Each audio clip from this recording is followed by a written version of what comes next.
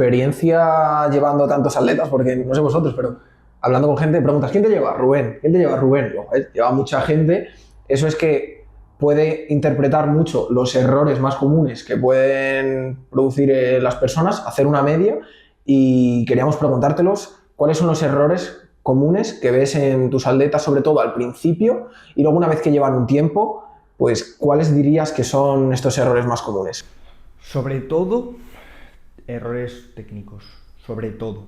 Y distintos errores técnicos pueden ser pues, el ego a la hora de mover cargas que no están preparados y que no son necesarias, ¿vale? Yo creo que sobre todo los errores técnicos. Y el exceso de volumen de entrenamiento por una falta de intensidad y de concentración en los ejercicios y a la hora de hacer las series. Un exceso de volumen también sería otro de ellos. Y la concentración, como he dicho, también. ¿Vale? Me gustaría detener un poquito en la técnica. Tú como preparador, como entrenador, ¿qué haces para corregir o cómo enseñas a las personas que corrijan su técnica en caso de que ésta sea deficiente? Claro, ahí tenemos que saber el nivel de formación de la otra persona a la hora de darle ese feedback. Yo puedo hablarle a una persona de tienes que generar pues, una cierta retroversión pélvica o una cierta anteversión, o protraer la escápula o deprimirla, si la persona sabe lo que es. Si no, a lo mejor le tienes que decir, pues tienes que bajar el hombro, tienes que meter el culo, tienes que apretar el abdomen. No, hay veces pues, que hay que hablar, tienes que apretar el abdomen, contraer el abdomen. Y a otra persona le tienes que decir, aprieta el abdomen como si te fuera a dar un puñetazo. ¿No? Pues es entender la otra persona en qué punto está a nivel de conocimientos para que te entienda. Y a veces quizá fallamos un poco en eso, en ser demasiado técnicos. Sí, estoy de acuerdo. Yo lo que utilizo mucho, por ejemplo, un caso concreto, ¿no? Retracción escapular, que es juntar las escápulas, ¿vale? Pues siempre les digo a las personas que a lo mejor no tienen tantos conocimientos, es como junta los omoplatos como si quisieses sujetar un lápiz con ellos. Sí, ¿Vale? Son truquitos. Es un truco. Sí, la orden al final. Muy importante para que llegue el mensaje. Porque al final hay que adaptarlo a cada persona, ¿no? ¿Crees que se requiere mucho feedback entrenador-atleta o crees que realmente hay personas que puedes dejarlas más, otras menos? O sea, ¿hay que tenerlo todo muy controlado o no? Creo que al principio es muy importante, muy importante, y luego quizá pues intentar mantener ese contacto para los ejercicios quizá más importantes, cuando hay un progreso a la hora de subir peso, tal. Pero sobre todo al principio, para que la persona entienda pues, por dónde quieres que vaya, que tenga esa introducción a nivel de formación en cómo quieres que se ejecute la técnica por lo general, pues en ese punto sí, a partir de ahí se puede progresar sin que haya un feedback tan constante de todo el rato estar grabándose todas las series. Quizá eso no es tan necesario para la mayoría de personas, sobre todo al principio. ¿Crees que existe algunos ejercicios que sean mejores que otros?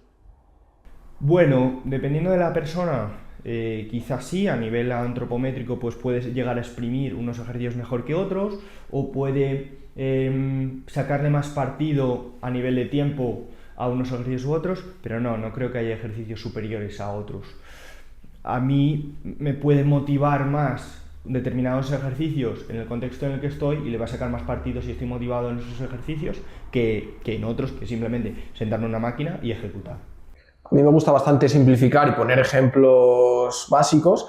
Me gustaría así, de forma rápida, que para alguien que nos esté escuchando le dijeses pues, un ejemplo de rutina fácil y sencilla, muy principiante esa persona, para que desde mañana pudiera ir al gimnasio y saber lo que hacer, porque muchas veces van y no saben qué hacer y cometen errores y al final esos errores conllevan pues, falta de progreso o incluso lesiones. Pues en una persona un poco así principiante quizás se debería centrar en los movimientos más básicos, que pues son un empuje horizontal, un empuje vertical, una tracción horizontal, una tracción vertical y un empuje de piernas y una extensión de cadera, que sería básicamente un press de banca con mancuerna o barra, un press por encima de la cabeza, un press militar con mancuerna o barra, luego ya que según cómo exprima y cómodo esté, pues utilice una barra o una mancuerna. Un remo, un jalón, una típica tracción vertical, una bisagra de cadera, que suele ser un peso muerto o un hip thrust, y una sentadilla o variante de ella. ¿Crees que hay ejercicios que están sobrevalorados y otros infravalorados? Quizá algunos de ellos sí, pero bueno, en los últimos años ya, bueno, pues esa, por ejemplo, importancia que se le daba antes a peso muerto, sentadilla y press de banca, y si no, no te vas a poner fuerte jamás.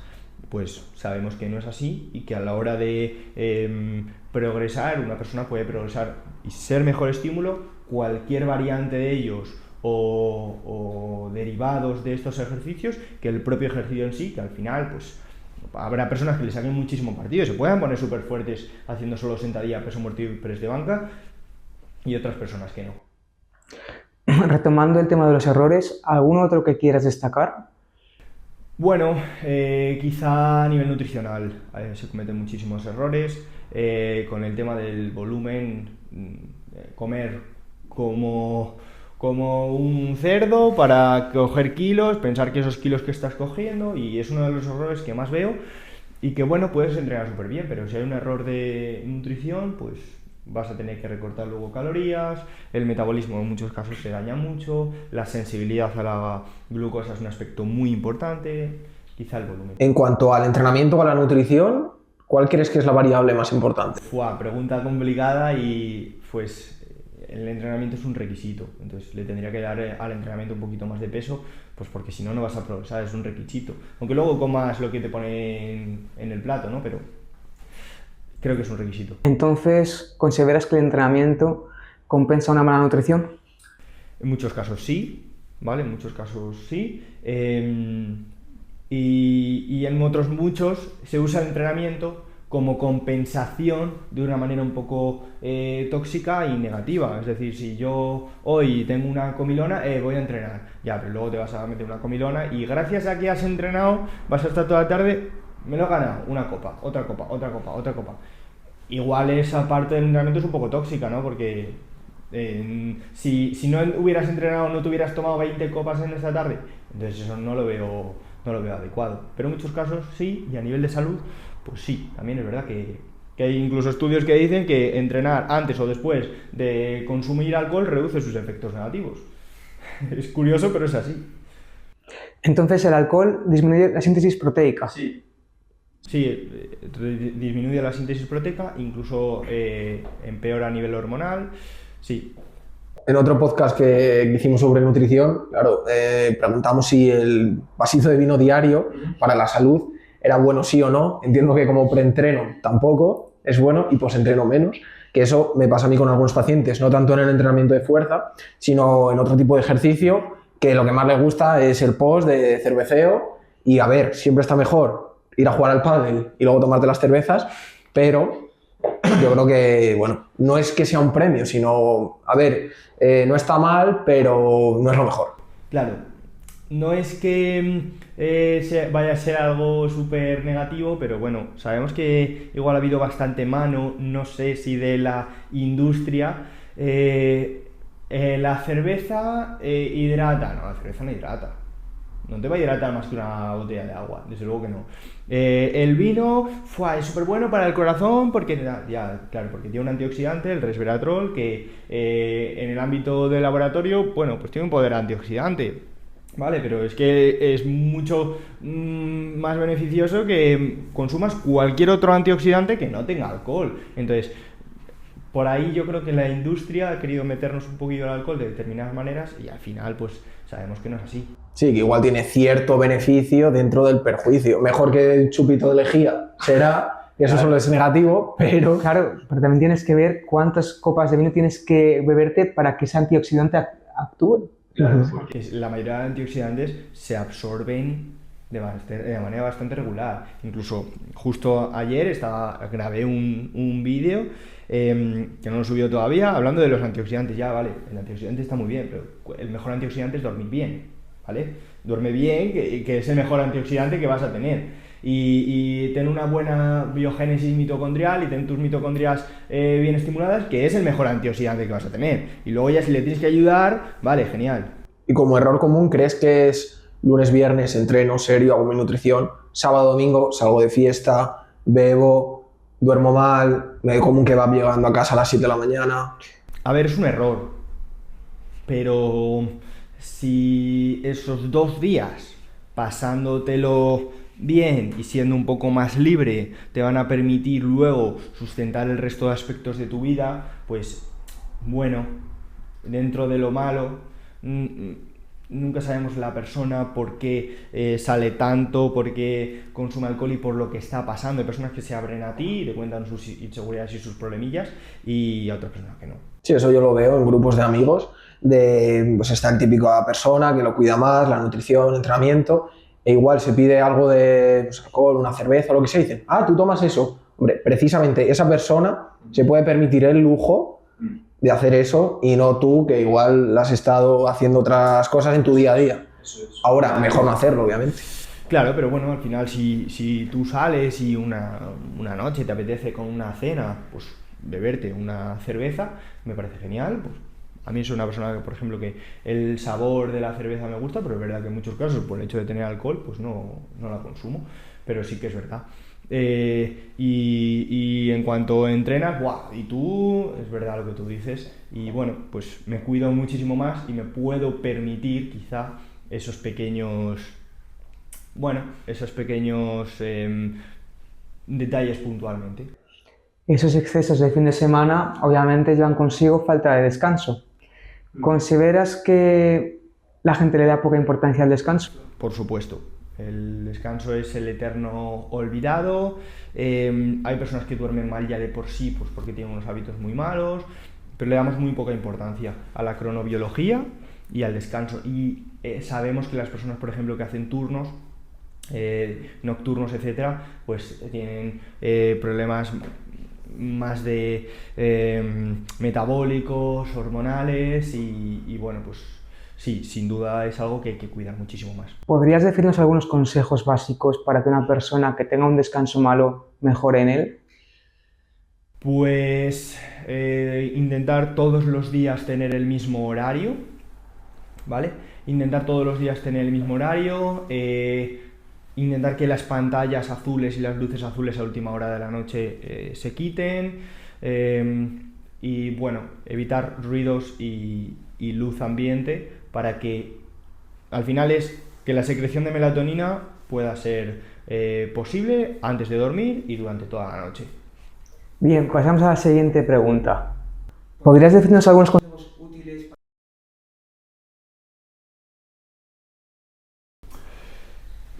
Vale, como hemos comentado antes, intentar encajar todos los grupos musculares de una manera equilibrada y con todos los movimientos que hace el cuerpo humano, empujes, tracciones y empujes de pierna, bisagra de cadera, etc.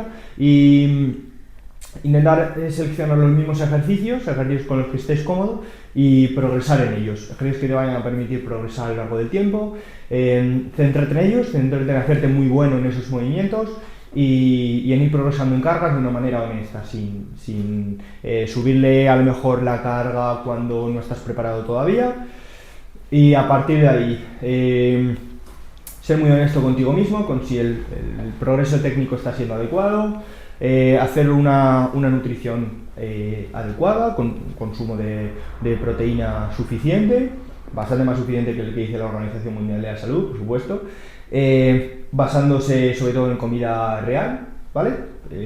Suele ser un poco ya típicamente cliché, ¿no? El comida real, pero creo que te quitas lo malo con la comida irreal, ¿no? Y a partir de ahí, pues ir intentando progresar en cargas y basar todo tu foco en rendir en los entrenamientos, y eso te va llevando a dormir mejor. ¿Por qué? Porque así rindo mejor.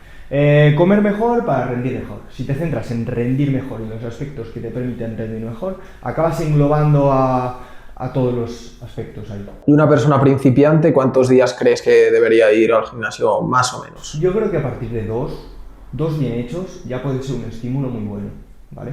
Sobre todo para personas que son principiantes en el entrenamiento de fuerza y hacen otras disciplinas. 2 entrenamientos es más que suficiente. 3, 4, 5 puede ser óptimo, entre 3 y 5 puede ser óptimo, y 6 para mí pues es demasiado, sin duda. O sea, si entrenas 6 días a la semana, o estás sobreentrenando o estás infraentrenando a la hora de aplicar intensidad. Algo que sabemos Gabri y yo es que uno seguro que se queda corto un entrenamiento, porque yo, bueno, tengo ciertos pacientes que luego cuando han recuperado ya pues su estado óptimo, pues empiezan a trabajar también con Gabriel. Y claro, muchos empiezan y te dicen 2 días, que bueno, no está mal, como sobre todo enfocado a este tipo de personas y a prevención del dolor, pero lo que hablamos mucho él y yo en las reuniones que tenemos es que los que vienen una vez, mucho no van a poder progresar. Por muy bien que hagas una sesión, es insuficiente dosis para mí. Es decir, obviamente, ligeramente va a mejorar, porque de ser un paciente con una patología a ser una persona que se anima a entrenar, pues voy a mejorar, porque el estímulo va a ser más estímulo que si no hiciese nada. No obstante, para mí sigue siendo insuficiente. Sí, yo prefiero que vengan una vez contigo, aunque sea insuficiente a nivel de desarrollo, que no vayan a progresar, a una vez conmigo porque les duelen las cosas. Entonces, en ese sentido, más de enfocado a prevención del dolor, sí. Ahora, desarrollo, que es en lo que tú estás más centrado, no. Yo pienso que a partir de 3 estás ya en la zona más óptima, ¿no?, de entrenamiento. Entre 3 y 5 yo creo que es la zona más óptima. Sí que es verdad que 3, pues hombre, bueno, pues lunes, miércoles, viernes puedes progresar a un ritmo bueno, 60-70% de todo el ritmo que podrías llevar. Vale, genial. Pero lo óptimo quizá, óptimo, súper top, 4 y en algunos casos 5. Además, lo bueno de realizar un entrenamiento con esa distribución es la flexibilidad que te da a la hora de mover los días. Con 4 o 5 días puedes mover los descansos en función de disponibilidad o recuperación. Y sobre todo, el aspecto de la recuperación, como decía, es muy importante, y moverlos y tener libertad donde tengas un entrenador para, si hoy sé que si voy, no voy a hacer por lo que sea un entrenamiento de calidad, por lo que hice ayer, por cómo estoy hoy, o por si tengo más tiempo o menos, descansa y ve mañana, pero que cuando entrenes puedas hacer entrenamientos de calidad. Y con 5 entrenamientos a la semana, hay muchas personas que no son capaces, con 5 ya, no son capaces de hacer esos entrenamientos todos y que los 5 sean de calidad. 6 ni te cuento, y 7 por supuesto, incluso personas con las que hablas y dices, llevo sin descansar 20 y tantos días. De 20 y tantos días sin descansar, ¿cuántos entrenamientos de calidad has hecho? Seguramente muy pocos. Ahí pueden ocurrir dos opciones. Primero, que no esté aplicando la intensidad suficiente, por lo tanto, está yendo por ir. Por ir me refiero a que mucho volumen de entrenamiento y poco estímulo, o bien que se esté jugando, pues que se le produzca una lesión. Sí, hay que diferenciar entre ir al gimnasio y entrenar. Exacto. Claro, y tendríamos que abrir un poco el melón de por qué está entrenando tantos días, si realmente es por una disciplina o porque tiene un trastorno con su percepción de su físico y ciertos problemas psicológicos por los cuales necesita entrenar sí o sí, si no piensa que va a tirar por la borda todo su progreso. Y hay muchas personas que creo que puede ir por ahí por lo que entrenan tantos días, porque sienten que si no entrenan ya su físico va a decaer por completo. Y hablando de principiantes, que es de lo que estamos ahora mismo hablando, ¿crees que es importante que escojan la opción de contratar el servicio de un entrenador o de forma libre hoy en día con tanta información está bien, o incluso que haya tanta información es lo que puede hacer que se pierdan? Pero igual es lo que estaba pensando, que hay tanta información muy sesgada, hay tantos dependes, es mucho más fácil que... Claro, es mucho más fácil que una persona vea en Instagram, por ejemplo, o en TikTok al típico culturista que dice, si te quieres poner fuerte lo que tienes que hacer es comer y comer y comer. Y comiendo, tiras 1 año o 2, porque haces un volumen en que coges 25 kilos, dañas tu metabolismo, sobre todo luego a la hora de tener que perderlos, y generas un problema metabólico innecesario. ¿Y era información buena? Sí, pero claro, es que hay que interpretarla. ¿Tienes que comer? Sí, porque tienes que generar un cierto superávit calórico. Pero la persona cuando entiende comer, es comer todo lo que pueda y todo lo que esté en el frigorífico. Y la liaste. La liaste seguramente más que si hubiera sido a ojos cerrados y de manera totalmente intuitiva, ¿eh? Si es que creo que era más fácil, incluso antes, que había menos información entrenar, que ahora, porque ahora no es que haya información, es que hay sobreinformación y tienes que tener esa actitud crítica. Y es lo difícil hoy en día. Y más cuando asocias pues, cierto entrenamiento a cierto físico de persona que lo tiene y estás todo el día cambiando, ¿no? Que eso también sería un error. La rutina de brazos que te va a hacer no sé qué, ¡pum!, la hago este lunes. Luego veo otra de no sé qué, la hago el miércoles. Y al final no progresas en lo tuyo y yo creo que pues, trabajar con un entrenador como vosotros ayuda a que te despreocupes y realmente aprendas, sobre todo al principio, las bases. Se produce la típica parálisis por análisis, por estar todo el rato recibiendo información y decir, vale, y si la estoy cagando, y otra información, vale, y si la estoy cagando, todo el rato, pum, pum, pum. Entonces, al final la persona, a lo largo de la semana, se ha preguntado 10 veces que si está haciendo las cosas bien o no. Y de esas 10, a lo mejor, pues 3 ha decidido hacer un cambio en una semana. Y luego están los típicos, como tú dices, los típicos hooks de TikTok de si quieres tener un buen brazo, haz esta rutina. El otro, si quieres tener un buen brazo, haz esta rutina. El otro. Y son totalmente diferentes, entonces a quién hago caso. Es un poco complicado. Y al final la persona se satura y dice, oye, mira, lo dejo. Lo dejo. Me dedico a otra cosa. Hilando este tema con